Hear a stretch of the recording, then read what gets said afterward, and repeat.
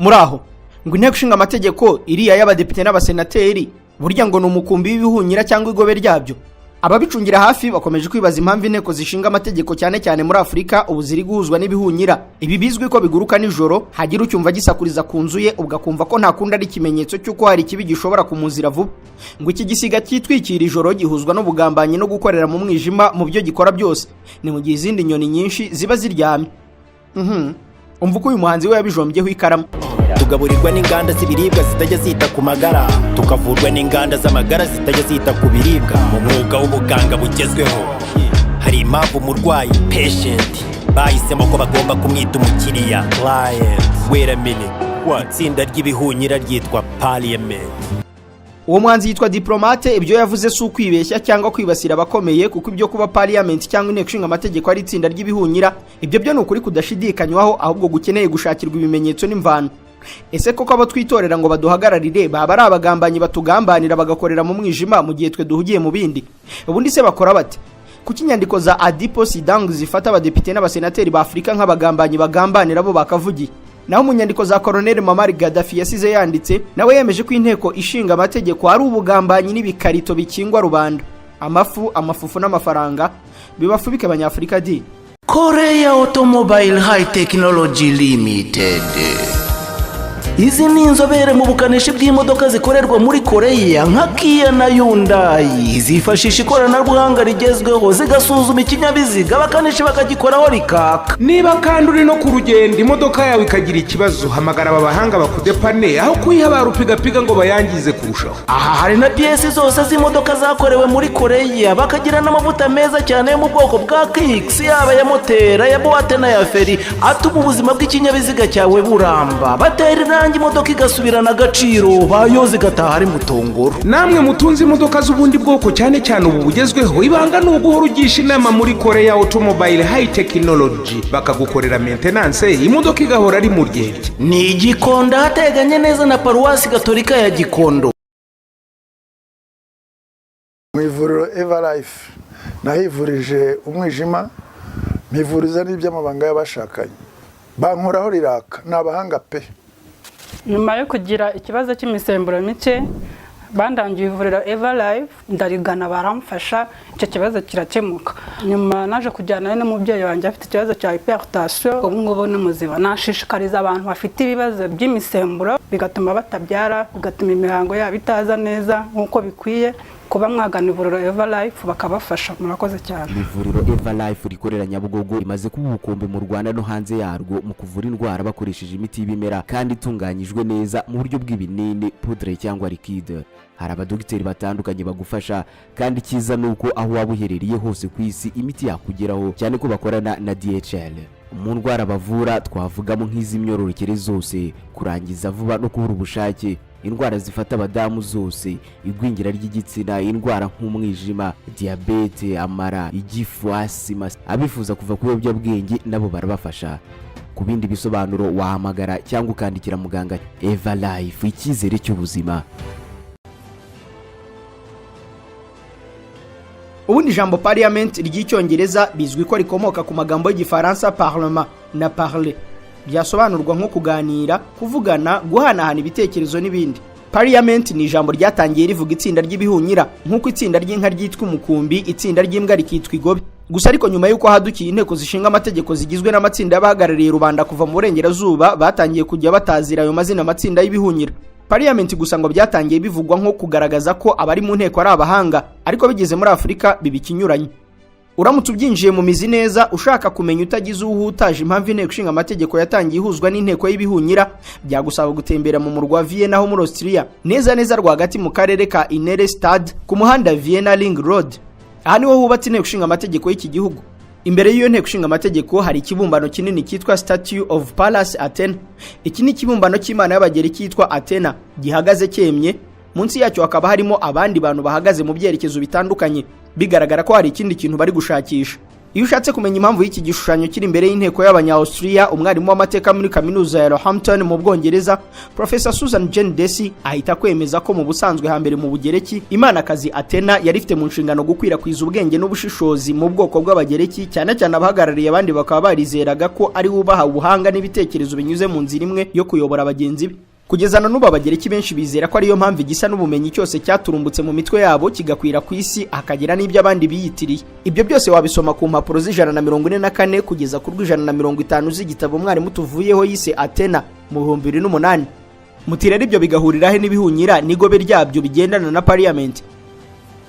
Nabyo byadusaba kujya gusoma kandi ntitukagira ubute bwabyo.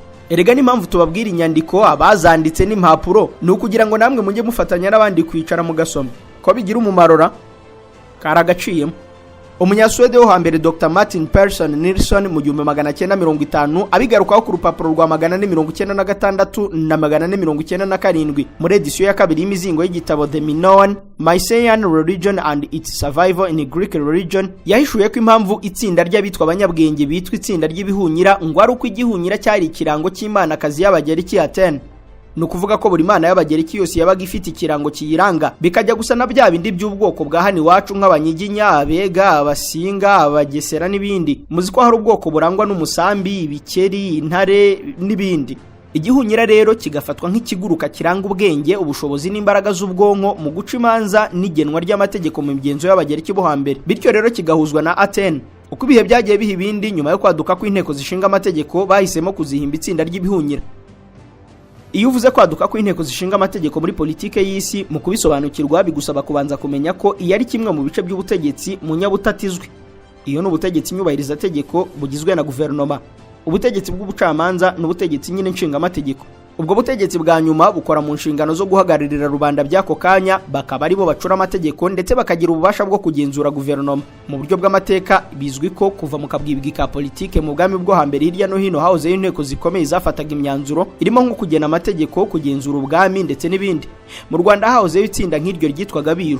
Ni mu gihe mu kinyejana cya 6 mbere y'ivuka rya Yesu mu Bugereki badukanye inteko rusange y'abaturage bose b'abagabo, nabo bafataga imyanzuro mu buryo bw'inteko ishinga amategeko. Ubwami bw'Abaroma bwakurikiyeho nabwo bwagize inteko yahuzaga b'incabwenge kurusha abandi. Aba nibo bacaga zimwe mu manza bakagenzura ubukungu kandi bagafata n'imyanzuro umwami atari kurengaho. Nyuma yaho hagana muri za 600 Abongereza nabo bari baradukanye igisa n'inteko ishinga amategeko y'abitwaga inama y'incabwenge, Meeting of Wise Men. Ahubwo nta kubishidikanya ko Abongereza aribo badukanye inteko ishinga amategeko mu ishusho butubona, kuko umunyamateka Peter Crooks yemeza ko mu 1215 umwami John w'Abongereza yashyizeho umushinga w'itegeko witwa Magna Carta Libertatum, wari urimo ko hashyizweho inteko ishinga amategeko yiswe Parliamentum.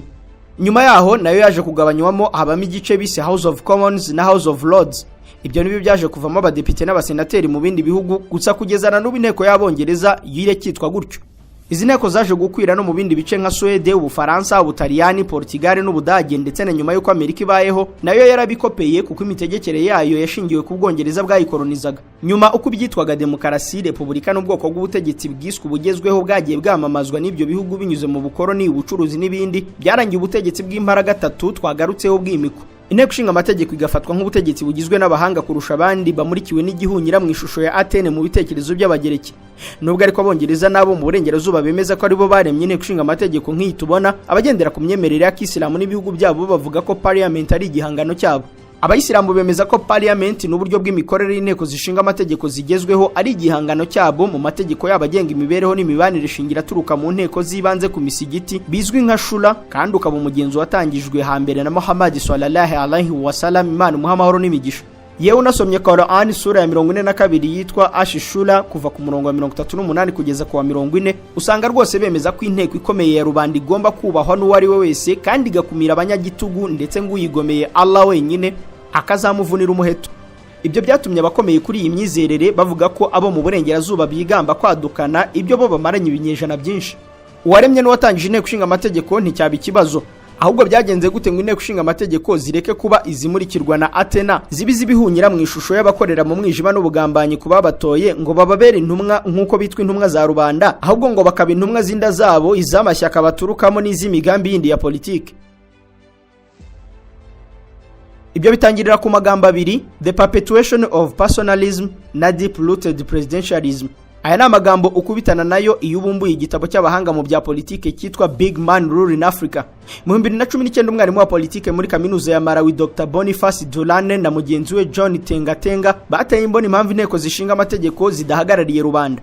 Ubundi mu nshingano z'inteko ishinga amategeko harimo kuba abagenzuzi bakuru ba guverinoma, ku buryo bagomba no kuba bahati ibibazo perezida, abaminisitiri n'abandi bayobozi bose ukuyemo abacamanza kuko nabo bigenga ukwabo. Nyamara aba bahanga bemeje ko ibyo batabasha kubikora kuko bakumirwa bikomeye n'abategetsi bameze nk'imana zitavuguruzwa, zitagirwa inama kandi ntizivugirwemo. Muri ririya jambo rya mbere, the perpetuation of personalism, ngo perezida ubwe yishyira hejuru akaba amategeko ndetse icyitwa leta kikaba ari ubwe. Ngo aba baperezida burya baba bigana umwami w'Ubufaransa bakagira bati l'etat c'est moi. Aho wibuke ko ku itariki ya 13 z'ukwa kane kw'igihumbi 1655 umwami Louis wa 14 yahamagajwe mu nteko ishinga amategeko y'Abafaransa ngo agire ibyo asobanura, maze bagitangira bose arabazibye ati nkamwe muba mumbaza ikibasha. Je suis l'etat et l'etat c'est moi. I am the state and the state is me. Nakabuze ubwo murumva ko yarababwiye ati nta ugomba kujya agira icyambaza, nta ugomba kujya agira icyangenzuraho, kuko njye ubwanjye ndi leta, noneho na leta ikaba njyewe, ubutegetsi cyangwa igihugu ni njyewe. Uko kumva ko igihugu ari cy'umuntu ku giti cye nta nugomba kugira icyo kimubazaho, ngo ni nako abaperezida bamwe bigira muri the perpetuation of personalism. Ibyo bigatuma ibiro bya perezida amabwiriza aturutseyo bibihame karemano ku buryo n'inteko ishinga amategeko, urukiko rw'ikirenga badashobora na rimwe kubihagarika. Icyo gitugu nicyo bakubiye muri deep rooted presidentialism. Ibyo rero bisobanuye ko inteko zishinga amategeko zitigenga, kandi mu gihe ibihugu biba byaremeye kugendera ku butegetsi busaranganya, iyo ubutegetsi bwitwa ko busaranganya kandi ari ubwa rubanda, ibizwi nka demokarasi, biba bisobanuye ko hagomba kujyaho bwa butegetsi butatu, aribwo nyubahiriza tegeko, ubutegetsi nyine bw'ubucamanza ndetse n'ubutegetsi nshinga amategeko. Nyubahiriza tegeko rero burya ihera kuri perezida, minisitiri w'intebe, abandi ba minisitiri, ba guverineri, ba meya, kugera ku muyobozi w'isibo. Ubwo ndavuga wenda nka hano mu Rwanda, abo bategetswe kubaha amategeko yose yakorewe mu nteko ishinga amategeko. Noneho ubucamanza bukaza bushakisha uwayarenzeho bukamukubita akanyafu. Ni ukuvuga ko umwe ashyiraho amategeko, abandi barimo na rubanda bakayakurikiza, noneho abandi bakareba ko yakurikijwe, hanyuma uwabirenzeho akabihanirwa. Ibyo rero bikaba byaba byiza cyane kuko nta muntu waba ujya hejuru y'amategeko, kuko izo nzego zose ziba zigenzurana. Gusa nyine Dr Durani na Tengatenga bavuga ko ku mugabane wacu wa Afurika abagakurikije amategeko ahubwo ari bo bashyiraho amategeko. Tutarakomeza, buriya amategeko nayo abarizwa mu byiciro kandi akubahwa bitewe n'ayo ariyo. Itegeko riruta yandi ni itegeko nshinga, constitution. Iri nta muntu ujya impaka naryo kuko ni umubyeyi w'amategeko, ayandi yose akaba agomba kutanyuranya naryo. Rikurikirwa n'itegeko ngenga, iri rikitwa organic law. Ubu ni ubwoko bw'amategeko yihariye ashobora kuba asobanura cyangwa yashyiriweho kugenzura ikintu runaka. Urugero, itegeko ryashyiriweho kugenzura amatora, iri ryitwa itegeko rigenga amatora nyine. Itegeko ngenga rigenga imikorere y'inteko, itegeko rigenga amashuri, inzego z'ibanze n'ibindi. Munsi yaho rero haboneka amasezerano mpuzamahanga yemejwe n'igihugu runaka. Abahagarariye igihugu iyo bamaze kuyashyiraho umukono nayahinduka amategeko mu gihugu. Irya kane ni itegeko risanzwe, ordinary law. Aya ni amategeko asanzwe yabarizwamo amategeko y'umuryango, amategeko y'ubucuruzi ndetse n'ibindi. Itegeko rya nyuma rero rikitwa itegeko teka, order. Aya yo aturuka muri guverinoma. Urugero, iteka rya perezida ku ngingo runaka, iteka rya minisitiri w'ubuhinzi kuri porogaramu runaka y'ubuhinzi, iteka rya minisitiri w'amashuri ku bintu runaka n'ibindi, bikagenda gutyo gutyo. Icyitonderwa ariko, nta tegeko rivuguruza iri risumba. Ibi niko bimeze ku isi hose, utibagiwe na hano iwacu mu Rwanda, kuko n'ikimenyimenyi iryo jambo nta tegeko rivuguruza iri risumba uzarisome mu gika cya nyuma cy'ingingo ya 95 y'itegeko nshinga ry'u Rwanda. Nubwo bimeze bityo ariko, hirya no hino muri Afurika amategeko teka y'abategetsi nka perezida azasumba cyane itegeko nshinga, ku buryo nta muntu wanyuranya naryo, niyo ryo ryaba rinyuranya n'ari amategeko arisumbye uburemere, kuko nyine tubonye ko ribarizwa munsi y'ayandi yose. Kubera iyo mpamvu rero, abadepite bashinzwe itegeko nshinga, itegeko ngenga, kugenzura amasezerano mpuzamahanga n'andi mategeko basigara ari imitako, ahubwo bakagira uruhare mu gutora amategeko amugaza, amunga rubanda hirya no hino. Ibyo bakabikora bavuga ko bari kubikorera mu nyungu rusange, kuko bemeza ko batowe ngo bahagararire rubanda. Aho rero niho byaturutse abaciye akenge muri Afurika batangira kwemeza bati koko nta matsinda y'ibihunyira yikinga mu byanzu mu ijoro akazambya ibintu, aho gutora amategeko arengera inyungu rusange bagatora arengera inyungu z'abakomeye n'amatsinda babarizwamo, ahubwo ahandi n'ubwoko bwabo. Ayo magambo dusoreje harakomeye, ariko si ibitekerezo biri aho bidafitiwe gihamya ifatika. Dore uko bimeze. Hari umwanditsi kabombo w'umunyakenya witwa Adipo Sidanga. uyu ku itariki ya 2 z'ukwa gatanu 2016 yasohoye igitabo cyabaye inshoberamahanga ku bafite ubucakura buke mu bya politiki. Ni igitabo yanditse akoresheje imivuno y'igitangaza mu myandikire izwi nka allegory, symbolism, satirical na personification, aho yaninuraga akanyega kandi akandika arengurira kuri politike zifutamye za Afurika. Yazimirije mu nteko ishinga amategeko ayigereranya n'igobe ry'ibihunyira. Ntiyatinye kwita igitabo cye Parliament of Owls, bivuga inteko ishinga amategeko y'ibihunyira, tari yayindi murikirwa na Atene, ahubwo ibihunyira bihunyira ku buryo adatinya kwita abadepite n'abasenateri b'abagabo ibu, naho abagore akabatazira chouette. Mwibuke ko igihunyira cy'ikigore cyitwa chouette mu gifaransa, iki kigabo kikitwa ibu. Mu nkuru nziza ijya gusa nk'imwe Petero intumwa ya Yesu Kristo yoherereje abimukira b'Iponto, Galatia, Kapadokia na Bitunia, Adipo Sidange yanditse ko habayeho ubwami bw'ibiguruka bwari butuye mu gihugu yise ibiti, trees, buyobowe n'umwami wari igihunyira cyitwa Tuala Nyongolo, afatanyije n'umucengeza amatwara we Alum Tidi. Abanyakigega bari Moneybags Owl na Socialite Owl. Ibi bihunyira n'ubwoko bwabyo byari byararikoroje ku buryo byari byarigaruriye ibiti byose. Nta kiguruka cyemerewe kugwa mu giti kidatanze igice kinini cy'ibyo cyaruhiye, ngo ibihunyira byemezaga ko ari byo biri hejuru y'amategeko, bikavuga ko ari byo byavukiye gutegeka, bikemeza ko ari byo biza ubwenge kurusha izindi nyoni zose. Imigambi yabyo n'ubugambanyi, ibihunyira byayikoraga nijoro mu gihe izindi nyoni zose ziryamye zitazi ibijya mbere. Wibuka ko ibihunyira bibarizwa mu muryango w'inyoni za nocturne, inyoni zikora nijoro. Nyuma yaho rero izindi nyoni zajyaga kubyuka zisanga ibintu byahindutse, ntizimenye ko ibihunyira byaraye mu migambi mibisha. Ibyo byatumye ibihunyira bikomeza kuyobora izindi nyoni, birazikandamiza mu mafiyeri n'urugomo rujojoba, ku buryo kubaka icyari byasabaga ko ibihunyira bitanga uburenganzira. Ahubwo ibihunyira byatangiye kwemeza ko ari byo byateye ibiti, ndetse Alum Tidie abyemeza ibiguruka byose. Nta kundi byemera kujya bikandagira mu giti cyangwa byubaka ibyari ari uko byatanze amaturo. Ubwo nyine inyoni inaniwe gutanga ayo maturo n'iyo misoro, ikaguruka kugeza ibuza higwa, igashiramo umwuka, ikikubita hasi, ibyawe bikarangiriraho.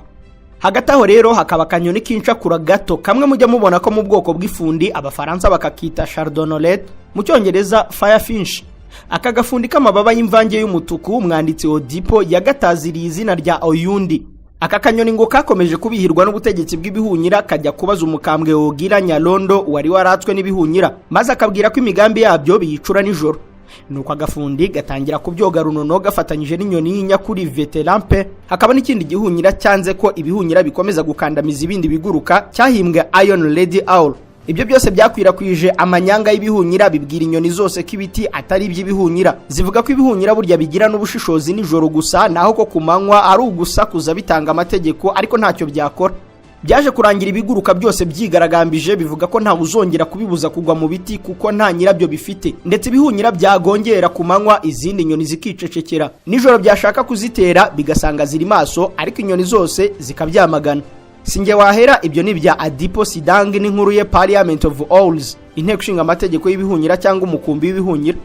Aho rero ibintu bita byongera gusubirira udubi cyangwa yandabaga, ni igihe umenye ko izo mpamvu zose zo kudakorera rubanda ahubwo bagakorera inyungu zabo arizo ngo zatumye Colonel Muammar Gaddafi yamagana ikintu bita inteko ishinga amategeko hirya no hino ku isi, ahubwo bikanatuma benshi bamwikoma.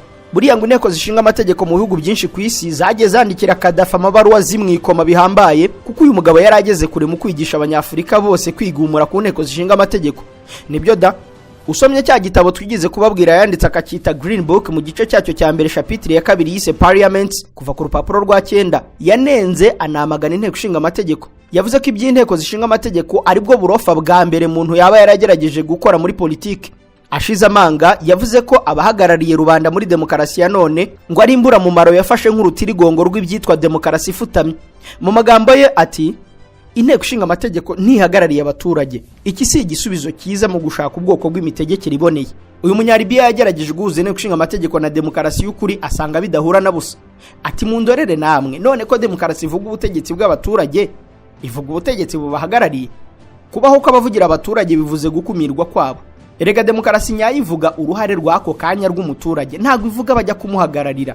Kuri Gaddafi rero yibaza aho abantu barebaga kugira ngo bazanirwe iki kintu yisimbura mu maro, gusa akavuga ko bakorewe ubugambanyi butigeze bubaho muri politiki. Yavuze ko kuva isi ibayeho ngo ingoma z'ibitugu zazambije ibintu zitabuze kuba zifite inteko zishinga amategeko. Gaddafi we ngo ntiyumva ukuntu umuntu yahagararira mugenzi we batanganye imyaka, ubutunzi, yewe batanaziranye, cyangwa ngo habe hari naho bahuriye ngo bagirane amasezerano yo guhagararirana. Yemeje ko uko ariko kuryamirwa no kujijishwa mu mateka ya muntu yabayeho muri politiki. yanzuye avuga ko ubu buriganya n'ubucabiranya bitagomba kugera aho bibarizwa ku isi ahereye muri Libya, ahubwo ngo naho biri ni ibyo kwamaganwa. Nubwo ariko hari abikomeza intumwa za rubanda, nyamara hari aho zagiye zikomakoma zigasubiza ibintu mu buryo nubwo ingero ari nkeya. Nko muri Kenya, muri Malawi, muri Senegal, muri Mauritius, Botswana na Tanzania, aba rwose ngo bagira inteko ishinga amategeko itavugirwamo. Utu Rwanda rwo rubarizwa he muri ibyo byose? Ubundi inteko ishinga amategeko y'u Rwanda ni imwe mu zagiye zibasirwa n'abanyapolitike nta cyubahiro nta no kuyitinya, ahubwo niyo yinjiyemo inyubako yayo uyisanga n'ibikomere by'amasasi impande zose, icyo kikaba ikimenyetso simusiga. Mu buryo bw'amateka y'u Rwanda, Associate Professor muri kaminuza ya Creighton, G.G. Carney niwe mu 2014 wanditse igitabo cyanatwaye ibihembo byinshi cyitwa Rwanda Before the Genocide, Catholic Politics and Ethnic Discourse in the Late Colonial Era. Uyagaruka ku gihe u Rwanda rwadukanye inteko ishinga amategeko ya mbere, yemeje ku rupapuro rw'138 ko mu kwezi kwa mbere kw'igihumbi ngo ari ubutegetsi bwa Parimehutu bubifashijwemo n'Ababiligi nyuma y'ibyiswe impinduramatwara yo mu 1959 bashyizeho inteko ishinga amategeko y'u Rwanda yaje no gutorwa na rubanda muri referendum yo mu kwa 9 k'uwo mwaka. Iyi rero yakoze mu mujyi w'amategeko ajya gusa n'ay'Ababiligi mu bagabo nka Joseph Gitera. Inteko ishinga amategeko yakomeje gusugira yubashywe cyane, ariko bigeze ku itariki ya 5 z'ukwezi kwa 7 1973 ubwo Juvenal Habyarimana yahirikaga mushuti we Gregoire Kayibanda, yahise asesa inteko ishinga amategeko neza yikuba na 0, avuga ko azareba uko abigenza mu bihe biri imbere. Nyuma y'imyaka 9 igihugu kitazi inteko ishinga amategeko, mu 1982 nibwo Habyarimana yazanye igisa n'inteko ishinga amategeko yise Conseil National de Développement. Iriya mujya mwumva yitwa CND, ari naho inteko ishinga amategeko ikorera. CND yari igizwe n'ibikwerere n'abagore bake bose hamwe 70. Aba batorerwaga manda y'imyaka 5. Niko byakomeje kugeza amasezerano ya Arusha yemeje ko hagiye kubaho inteko ishinga amategeko ihuriweho n'amashyaka menshi ubariyemo na FPR Inkotanyi, icyo gihe yari mu ntambara na MRND Habyarimana. Ibindi byakurikiyeho byo kohereza abasirikare 600 muri CND, imirwano yahabereye n'izindi politike, ni inkuru ifitiwe kibara na benshi babibayemo, dore ko benshi bakinariho. Nyuma y'ihagarikwa rya jenoside yakorewe abatutsi mu 1994 hagiyeho ikiswe inteko ishinga amategeko y'inzibacyuho, Transitional National Assembly of Rwanda. Iyi mu 2003 yarangije imirimo yayo, noneho hatangira inteko ishinga amategeko iyi nge namwe tuzi. Usomye neza itegeko nshinga ry'u Rwanda mu mutwe waryo wa 7 icyiciro cya 2 kuva ku ngingo ya 64 kugeza ku ya 96 usanga bavimuzi ikintu bita inteko ishinga amategeko. Ni iyi ngiyi nge namwe twitegura gutora mu bihe biri imbere. Inteko ishinga amategeko igabanyijemo ibice bibiri, umutwe w'abadepite n'uwa Sena. Ingingo ya 75 yari iriya tegeko yemeza ko umutwe w'abadepite ugomba kugira abantu 80, 53 muri bo batorwa na rubanda bisanzwe, 24 bagatorwa na za association z'abagore, 2 bagahagararira urubyiruko, 1 agahagararira abafite ubumuga. Hagati aho rero Sena yo igizwe n'abahatari 26. Ingingo ya 80 y'itegeko nshinga ry'u Rwanda ivuga ko 12 muri bo batorwa n'inzego zihariye hakurikijwe inzego z'imitegekere y'igihugu, 8 bashyirwaho na Perezida wa Repubulika, 4 bagashyirwaho n'ihuriro ry'igihugu nyungurana bitekerezo ry'imitwe ya politike, hakaba umusenateri wihariye umwe ugomba kuba ari umwarimu cyangwa umushakashatsi umwe wo muri kaminuza no mu mashuri makuru bya leta. Undi rero ubumeza atyo aturuka mu mashuri makuru yigenga. Muri Sena kandi hiyongeraho abari ba perezida b'igihugu barangije inshingano, abariko ntibagira manda biberamo ubuziraherezo. Gusigika cya 7 cy'ingingo tuvuyeho kikagira giti abahoze ari abakuru b'ibihugu barangije neza manda yabo cyangwa basezeye ku bushake bwabo.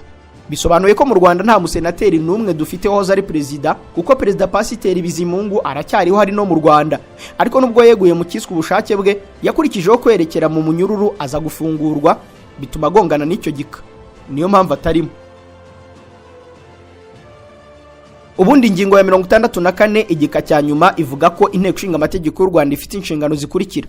Inteko ishinga amategeko ijya impaka ku mategeko ikanayatora, ishyiraho amategeko ikanagenzura imikorere ya guverinoma mu buryo buteganywa n'iri tegeko nshinga. Nubwo bameze gutya ariko ingingo ya 84 ivuga ko umutwe wa Sena wo ufite inshingano zihariye. Bati Sena ifite umwihariko wo kugenzura ishyirwa mu bikorwa ry'amahame remezo avugwa mu ngingo ya 10 n'iry'ibiteganywa mu ngingo ya 56 n'iya 57 z'iri tegeko nshinga. Ayo mahame yo mu ngingo ya 10 na 6 harimo gukumira no guhana icyaha cya jenoside, kurandura burundu ivangura n'amacakubiri, gusaranganya ubutegetsi ntabwikanyize, kubaka leta igendera ku mategeko n'ubutegetsi bwa demokarasi, kubaka leta iharanira imibereho myiza y'abaturage, gushaka buri gihe umuti ibibazo binyuze mu nzira y'ibiganiro n'ubwumvikane busesuye. Ni mu gihe ingingo ya 56 yo ivuga ibisabwa imitwe ya politiki ishaka gukorera mu Rwanda birimo kubaha itegeko nshinga, kudahungabanya ubumwe bw'abanyarwanda n'ibindi. ingingo ya 57 yo ivuga ibibujijwe imitwe ya politiki. Ibyo bibujijwe ni ikintu cyose cyatuma habaho ivangura. Ngibyo ngukorera iby'inteko zishinga amategeko twagarutseho muri iki kiganiro. Muzadusangiza ibitekerezo byanyu kubigendanye n'imikorere y'izo nteko zaho mutuye, kuko mwese musobanukiwe kandi muri abagenerwa bikorwa b'inteko ishinga amategeko yanyu, nanjye ntikuyemo. Ahubwo rero dusoza ngo tujye no mu tundi turimo, kuva mu kabwibwi k'ibihe abahagarariye rubanda bagiye bagira umusanzu mu iremwa ry'amategeko, gushyira ku murongo sosiyete no gucyaha guverinoma. Nyamara abandi barumye gihwa bakorera inda zabo, amategeko batoye akaba arinda inyungu zabo ndetse n'amatsinda yabo mato. Niyo mpamvu buri wese wagirirwa ubuntu bwo guhagararira rubanda yasubiza agatima impembero, akareka kuba nk'ibihunyira mu bwami bw'ibiti, ahubwo akaba nk'umukomona cyangwa umurods uvuga udaheta ururimi iyo avugira rubanda, kuko nibo n'ubundi baba bahagarariye. Amafu, amafufu n'amafaranga bibafubike. Bye.